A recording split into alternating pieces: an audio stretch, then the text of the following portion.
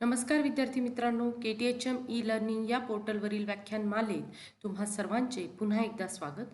मित्रांनो, या अगोदरच्या लेक्चरमध्ये आपण विपणन आणि विक्रय कला या विषयामधील बाजारपेठ व विपणनाची ओळख या पहिल्या प्रकरणाचा सविस्तर अभ्यास केला आणि आज आपण बाजारपेठ विभागणी आणि विपणन मिश्र या दुसऱ्या प्रकरणाला सुरुवात करणार आहोत. यामध्ये बाजारपेठ विभागणीची ओळख, अर्थ आणि बाजारपेठ विभागणीच्या व्याख्यांचा आपण अभ्यास करणार आहोत. तसेच बाजारपेठ विभागणीचे महत्त्व व मर्यादा यांवरही आपण चर्चा करणार आहोत. त्यानंतर बाजारपेठ विभागणीचे आधार आणि प्रक्रिया यांचाही आपण सविस्तर विचार करणार आहोत आणि शेवटी चांगल्या बाजारपेठ विभागणीचे गुण कोणते आहेत तेही आपण अभ्यासणार आहोत. चला तर मग बाजारपेठ विभागणीची ओळख आपण सुरुवातीला करून घेऊया. मित्रांनो, उत्पादकाला एकूण ग्राहकांपैकी आपले ग्राहक कोण हे उद्दिष्ट ठरवावे लागते. हे उद्दिष्ट साध्य करण्यासाठी त्याला बाजारपेठ विभागणीचा उपयोग होतो. नवीन वस्तू बाजारात आणण्याच्या प्रयत्नातील बाजारपेठ विभागणी ही प्रक्रिया म्हणजे पहिली व महत्त्वाची पायरी ठरते. आधुनिक विपणन संकल्पनेत बाजारपेठ विभागणी हे विपणन कार्याचे आधारसूत्र ठरते. अशा या महत्त्वाच्या प्रक्रियेचा अर्थ व विभागणी प्रक्रियेचे वेगवेगळे आधार आपण आता समजून घेऊया.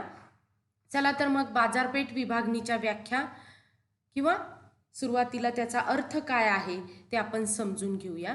मित्रांनो, बाजारपेठ विभागणीचे उद्दिष्ट असे की एक किंवा अधिक ग्राहकांच्या समूहाला चांगले समाधान देणे होय, ज्यामुळे संघटना प्रभावीपणे वस्तूंचा पाठपुरावा करू शकेल. अशा लोकसंख्येतील एका समूहावर केंद्रित केलेला विकासाचा आणि उत्पादनाचा पाठपुरावा करणारा विपणनाचा कार्यक्रम, ज्याला आपण बाजारपेठ विभागणी असे म्हणतो. उत्पादकाला ग्राहक समजून घ्यावा लागतो. ग्राहक म्हणजे मागणी, परंतु ती सर्वत्र आहे असे म्हणून चालत नाही. ग्राहकाला अधिक जवळून समजून घेऊन त्यानंतर कोणत्या ग्राहक वर्गासाठी आपण प्रयत्न करायचे त्याचा विचार उत्पादकाला करता येतो.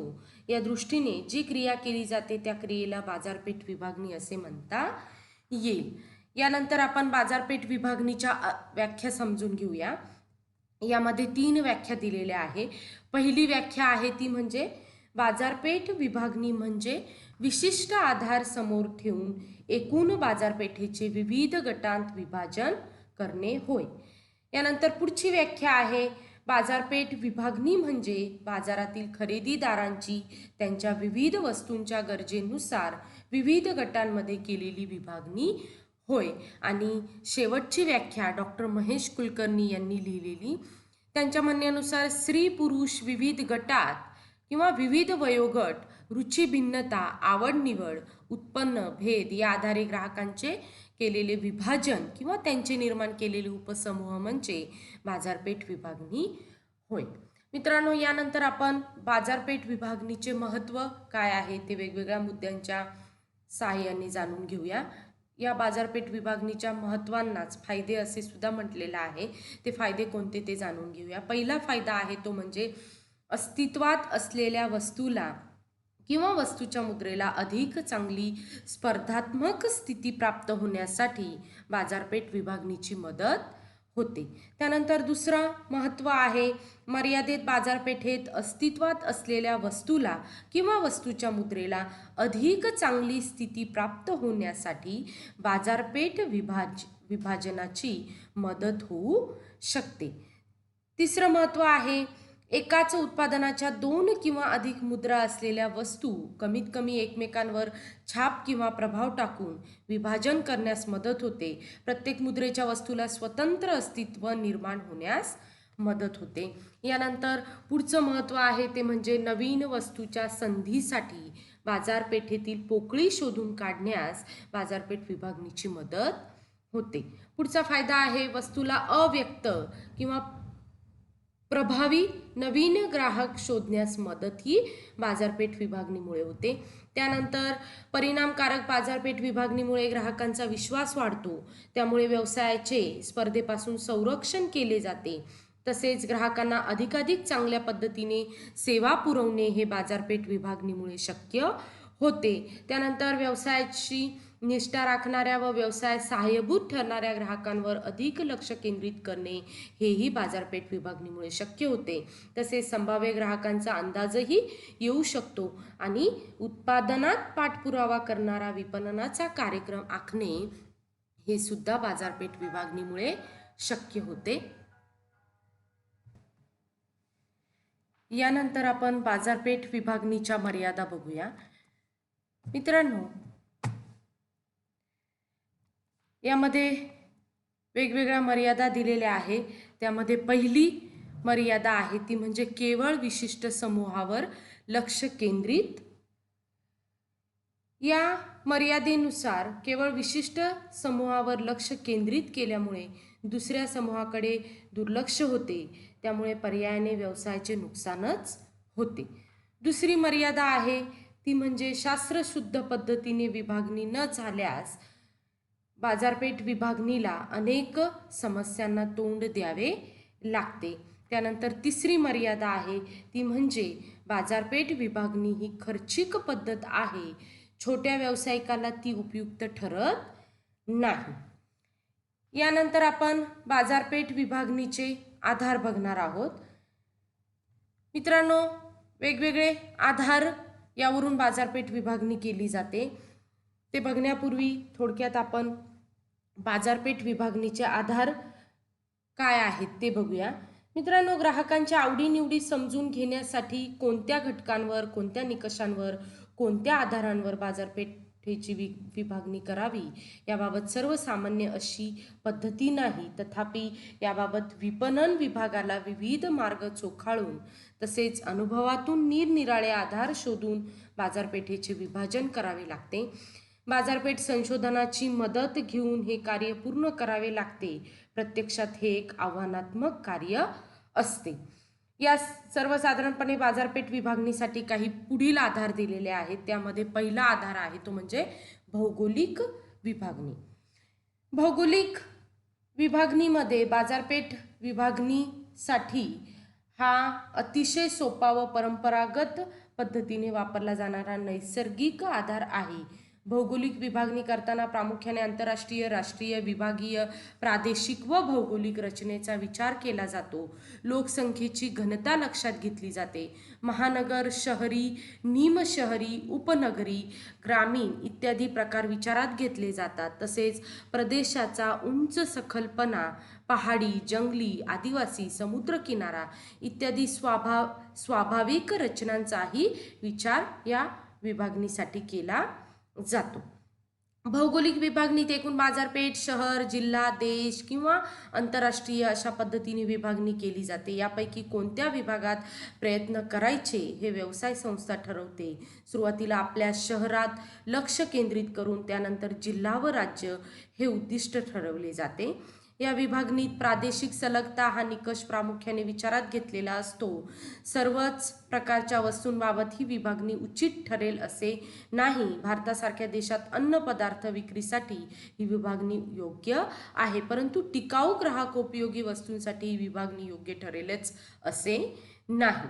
दुसरा विभागणीचा आधार आहे तो म्हणजे लोकसंख्या रचनेनुसार विभागणी.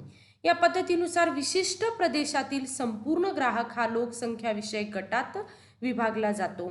यामध्ये प्रामुख्याने वयोगट, स्त्री पुरुष, कुटुंब आकार, कुटुंबातील अवलंबून असणाऱ्या घटकांची संख्या व प्रकार, कौटुंबिक जीवनचक्र, शैक्षणिक पात्रता, धर्म, जात, वर्णभेद, राष्ट्रीयत्व, उत्पन्न, व्यवसाय, आयुर्मर्यादा, आर्थिक स्थिती इत्यादी पद्धतींनी विभागणी केली जाते. कारण प्रत्येक व्यक्तीच्या आवडीनिवडी त्यांच्या वयोमानानुसार बदलत असतात. तसेच ग्राहकांची मागणी ही त्याचे शिक्षण, उत्पन्न याच्याशी जास्त निगडीत असते. लोकसंख्या विषयक पद्धतीने केलेली विभागणी जाहिरातीच्या दृष्टीने अधिक उपयुक्त ठरते. सेवा पुरवठा करणाऱ्या संस्थांना ही विभागणी फायदेशीर ठरते. त्यानंतर तिसरा आधार आहे तो म्हणजे ग्राहकांच्या वागणुकीनुसार विभागणी. मित्रांनो, यामध्ये प्रामुख्याने लाभाच्या तत्वानुसार गट केले जातात. वस्तूचा वापर, वस्तूची उपयुक्तता आणि त्यातून प्राप्त होणारी प्रतिष्ठा यांचा विचार केला जातो.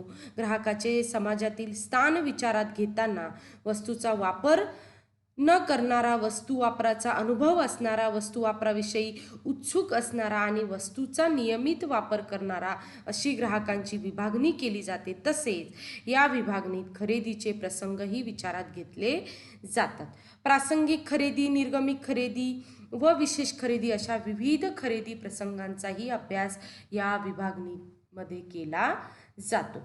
तसेच विपणन कार्याच्या दृष्टीने ही विभागणी महत्त्वाची ठरते. लाभाच्या तत्वानुसार एखाद्या विशिष्ट वस्तूपासून विविध लाभ ज्यांना प्राप्त करून घ्यायचे आहेत असा ग्राहक गट तयार केला जातो. असे लाभार्थी विविध वयोगटाचे, विविध लिंगभेदाचे, विविध उत्पन्न क्षमता असलेले, विविध पेशा व व्यवसाय असलेले असू शकतात. प्रामुख्याने टिकाऊ ग्राहकोपयोगी वस्तूंच्या बाबतीत अशा प्रकारे विभागणी करणे उपयुक्त ठरते. त्यानंतर बाजारपेठ विभागणीचा पुढचा आधार आहे तो म्हणजे राहणीमान दर्जानुसार विभागणी. या विभागणीत प्रामुख्याने जीवनशैली, राहणीमान यांचा विचार करताना त्यात सर्वसामान्य, निम्न पाश्चिमात्य, पूर्ण पाश्चिमात्य, पौर्वात्य व पारंपरिक राहणीमानाचा विचार केला जातो. तसेच या प्रकारच्या विभागणीत व्यक्तिमत्वाचाही विचार केला जातो. त्याला महत्त्वाकांक्षी, हुकुमशाही, कुचकामी, सबळ, अधिकार गाजवणारी इत्यादी व्यक्तिमत्वाचा विचार करून विभागणी केली जाते. राहणीमानाचा दर्जा हे हल्ली व्यक्ती ओळखण्याचे गमक झाले आहे. विशिष्ट प्रकारच्या राहणीमान पद्धतीचा ग्राहक वर्ग हा आपल्या दैनंदिन जीवनाबाबत चोखंदळ असतो. अशा व्यक्तीच्या दृष्टीने उपभोगासाठी वस्तूची अगर सेवांची खरेदी याला एक वेगळा अर्थ असतो. त्याचा दर्जा या वस्तूंवरून ठरतो. अशा पद्धतीने केलेली विभागणी ही निश्चितपणे अंतिमदृष्ट्या फलदायी ठरते. जाहिरातीतील आधुनिक प्रवाह तसेच परकीय वस्तू किंवा त्या सदृश्य भारतीय बनावटीच्या वस्तू यांचे आकर्षण याबाबत विचार घेण्यासारखे, या गोष्टी विचारात घेण्यासारखे आहेत. त्यानंतर बाजारपेठ विभागणीचा पुढचा आधार आहे तो म्हणजे सामाजिक व मानसिकदृष्ट्या विभागणी. मित्रांनो, मनुष्य हा समाजप्रिय प्राणी आहे हे आपल्याला माहीत आहे. अनेक कारणांमुळे कुटुंब व अनेक कुटुंबातून समुदाय निर्माण होतात. या समुदायामुळे ग्राहकाला एक विशिष्ट सामाजिक वर्ग प्राप्त होतो. त्या वर्गामुळे त्याच्या वस्तू विषयक आवडीनिवडी ठरतात. विशिष्ट सामाजिक गटात मोडल्याने तो संबंधित खर्च करतो. भारतीय समाजातील समारंभात हे चित्र प्रकर्षाने दिसून येते. सामाजिक वर्गातून त्या व्यक्तीची एक विशिष्ट मनोभूमिका तयार होते. ही भूमिका त्या व्यक्तीच्या प्रत्येक निर्णयावर प्रभाव पाडत असते. यानंतर पुढचा आधार आहे तो म्हणजे प्रसंगानुरूप विभागणी. मित्रांनो, काही विशिष्ट प्रसंगानुसार विशिष्ट घटनेमुळे विविध व्यक्तींमध्ये निर्माण होणारे सहवास यातून एक समानता लाभलेला उपसमूह निर्माण होतो. उदाहरणार्थ, विमानतळावर विमानाची वाट पाहणारे सर्व प्रवासी, बसमधील प्रवासी, रेल्वेतील प्रवासी, त्यानंतर पाल्यांना शाळेत प्रवेश मिळवण्यासाठी एकत्र जमलेला पालक वर्ग, यात्रेनिमित्त दर्शनासाठी एकत्र आलेला भाविक वर्ग, या सर्वांमध्ये एका विशिष्ट प्रसंगापूर्वी नातेसंबंध निर्माण होतो. बाजारपेठेची विभागणी करताना विशिष्ट कारणाने काही काळ एकत्र आल्याने गटाचा किंवा व्यक्तिसमूहाचा या ठिकाणी विचार केला जातो. तसेच पुढचा आधार आहे विपणन विशेषानुसार विभागणी. मित्रांनो, या प्रकारच्या विभागणीत ज्या विशेषानुसार ग्राहक आकर्षित होतो त्या आकर्षणानुसार उपसमूह तयार केला जातो. विशेषतः चैनीच्या वस्तू व पुन्हा पुन्हा खरेदी केल्या जाणाऱ्या वस्तूंबाबत अशा प्रकारची विभागणी उपयुक्त ठरते. औद्योगिक वस्तूंच्या व सेवा उद्योगात देखील वरील आधार विचारात घेऊन बाजारपेठेची विभागणी करता येते. या सर्व आधारांचा विचार करून बाजारपेठेचे विभाग पाडले असता त्यातून ग्राहकाला अधिक जवळून समजून घेता येते आणि त्यांच्यातील समानता ओळखून त्यांना उचित ठरतील अशा वस्तू अगर सेवा त्यांच्यापर्यंत पोहोचविता येतात. या सर्व नमूद केलेल्या आधारांव्यतिरिक्त काही आणखी तपशीलवार सूक्ष्म आधार ठरवून बाजारपेठेची केलेली विभागणी ही विपणन विषयक धोरण व योजना आखण्याच्या दृष्टीने मार्गदर्शक ठरते. जीवघेण्या स्पर्धेच्या युगात वस्तूचे वितरण, किंमत ठरविणे, विक्री प्रयत्न करणे, जाहिरात करणे इत्यादी विपणन विषयक कामे हाती घेण्यापूर्वी बाजारपेठ व ग्राहक जाणून न घेणे म्हणजे एक प्रकारची आत्महत्याच होय. ग्राहकाचा गैरसमज झाला की त्या ग्राहक वर्गासाठी विपणन प्रयत्न केंद्रित करता येतात. किमतीत बदल करता येतो. वस्तूचे वजन, रंग, आकार, संवेष्टन यात बदल करता येतो. जाहिरात धोरण व माध्यम बदलता येते. मित्रांनो, यानंतर आपण बाजारपेठ विभागणीची प्रक्रिया ही वेगवेगळ्या मुद्द्यांच्या आधारे स्पष्ट करूया. यामध्ये ग्राहकोपयोगी आणि उत्पादक वस्तूंच्या बाजारपेठ विभागणीसाठी तात्विकदृष्ट्या अनेक पद्धतींचा वापर करून विपणन कार्यक्रम आखला जातो. तथापि काही पुढील पद्धतींचा अवलंब करून अधिक उपयुक्त अशी बाजारपेठ विभागणी करता येते. यामध्ये पहिली प्रक्रिया आहे ती म्हणजे वस्तूसाठी मुख्य किंवा प्रमुख बाजारपेठेंचा शोध घेणे. व्यवसायाच्या उद्दिष्टानुसार मुख्य वस्तूच्या विक्रीची बाजारपेठ शोधताना उत्पादित वस्तूसाठी ग्राहक कोण असू शकतील याचा शोध घ्यावा लागतो. उदाहरणार्थ, गंज विरहित रंगाचा मुलामा देणाऱ्या रंगाच्या कंपनीने औद्योगिक वसाहतीतील कारखाने किंवा कारखान्यातील यंत्रसामग्रीची बाजारपेठ यावर लक्ष केंद्रित करावयास हवे. त्यानंतर पुढचं आहे ग्राहकांच्या अत्यंत प्रभावी गरजांची यादी करणे. मित्रांनो, ज्या बाजारपेठेत वस्तूची विक्री करावयाची आहे अशा बाजारपेठेतील ग्राहकांच्या संभाव्य गरजांची यादी तयार करावी लागेल. तसेच पुढची प्रक्रिया आहे ती म्हणजे प्रमुख बाजारपेठेचे उपबाजारपेठेत लहान लहान गटात छोट्या छोट्या समूहात विभाजन करणे. यामध्ये ग्राहकांच्या सर्वच गरजा सारख्याच असू शकत नाहीत, तेव्हा त्या गरजांनुसार विभागणी करावी लागेल. ही ग्राहकांची विभागणी पुन्हा त्यांच्या विभिन्न गरजांनुसार वेगवेगळ्या छोट्या छोट्या समूहात करावी लागेल. पुढची प्रक्रिया आहे गरजांचे महत्त्व निश्चित करणे. यामध्ये गरजांची तीव्रता, गरजांचे आकारमान, गरजांचे मोजमाप करून त्यांची तीव्रता लक्षात घेऊन त्याप्रमाणे त्यांचे महत्त्व निश्चित करावे लागते. पुढची प्रक्रिया आहे संभाव्य बाजारपेठेचा शोध घेणे. ग्राहकांच्या तीव्रतेतून त्यांचे महत्त्व विचारात घेऊन त्याप्रमाणे बाजारपेठेची एक चौकट तयार करावी लागेल. त्यातून बाजारपेठ व उपबाजारपेठेचा शोध घ्यावा लागेल. पुढची पद्धत किंवा प्रक्रिया आहे संभाव्य बाजारपेठेचे सर्वेक्षण व चाचपणी करणे. या सर्व प्रयत्नांबरोबरच काही अंदाज, अनुमान, अहवाल, सांख्यिकी माहिती इत्यादी गोष्टींचा विचार करून व विभाजनातील बदल विचारात घेऊन ग्राहक वर्ग निश्चित करावा लागतो. तसेच पुढची प्रक्रिया आहे प्रत्येक वस्तूच्या बाजारपेठेचा आकार निश्चित करण्यासाठी कच्चा आराखडा तयार करणे. मित्रांनो, व्यवसायाच्या उत्पादन धोरणानुसार आणि प्रतिफलाच्या धोरणानुसार बाजारपेठेसंबंधी निर्णय घेणे क्रमप्राप्त ठरते. जर बाजारपेठ खूपच लहान असेल तर त्यातून बाहेर पडावे लागेल किंवा संभाव्य समस्यांना तोंड द्यावे लागेल. त्यातून प्रतिफलाची अपेक्षा फारशी करता येणार नाही. बाजारपेठ विस्तृत करण्यासाठी पुन्हा सांख्यिकी माहिती व आर्थिक माहिती गोळा करणे आवश्यक ठरेल. या माहितीचे पृथक्करण करून अस्तित्वात असलेल्या बाजारपेठेबाबत निर्णय घ्यावे लागतील. या सर्व 7ही प्रक्रियांचा विचार करून ग्राहकोपयोगी व उत्पादक वस्तूंच्या बाजारपेठेचे विभाजन केल्यास ते उपयुक्त ठरू शकते. अर्थात उत्पादक वस्तूंच्या ग्राहकांना कार्यात्मक गरज अधिक महत्त्वाची ठरते. अशा वेळी शो मस्ट गो ऑन या न्यायाने कार्यतत्परतेला ते केव्हाही प्राधान्य देतात. शिवाय उत्पादक ग्राहकांचा किमतीपेक्षाही वस्तूच्या गुणवत्तेविषयी आग्रह असतो.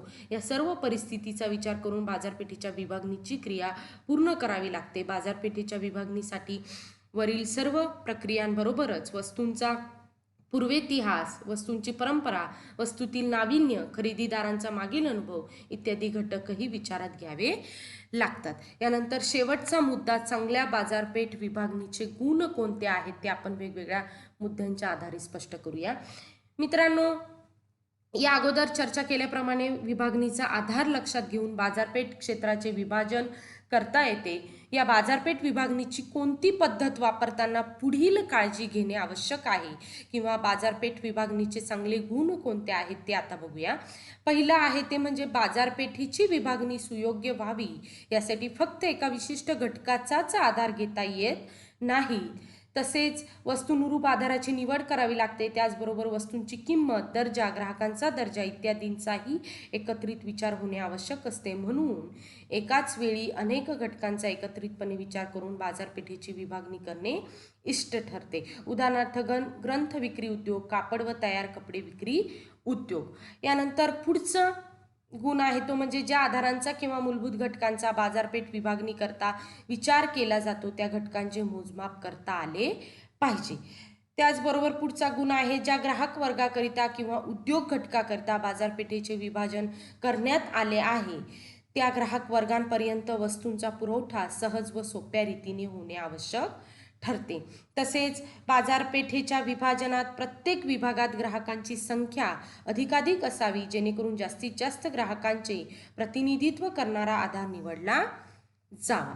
यानंतर पुढचा गुण आहे बाजारपेठ विभागणीचा, तो म्हणजे बाजारपेठ क्षेत्राचे विभाजन केल्यानंतर निवडलेल्या क्षेत्राकरता बाजारपेठ कार्यक्रमाद्वारे विविध योजना कार्यान्वित करता आल्या पाहिजेत। तसेच त्या क्षेत्रातील ग्राहकांपर्यंत त्या व्यवस्थितरित्या पोहोचविता आल्या पाहिजेत। यानंतर बाजारपेठ विभागणीचे आधार हे लवचिक असावेत, परिस्थितीनुसार त्यात बदल करता यावेत। आणि शेवटचा गुण आहे तो म्हणजे कोणत्याही बाजारपेठ विभागणीचा मूळ आधार ग्राहक समाधान या मूळ तत्वावर आधारित असावा, ग्राहक हा केंद्रबिंदू असावा। अशा पद्धतीने आज आपण बाजारपेठ विभागणीचे आधार, बाजारपेठ विभागणीची प्रक्रिया, चांगल्या बाजारपेठ विभागणीचे गुण, तसेच बाजारपेठ विभागणीचे महत्त्व आणि मर्यादा या सर्वांचा अभ्यास केला। इथेच थांबूया। धन्यवाद।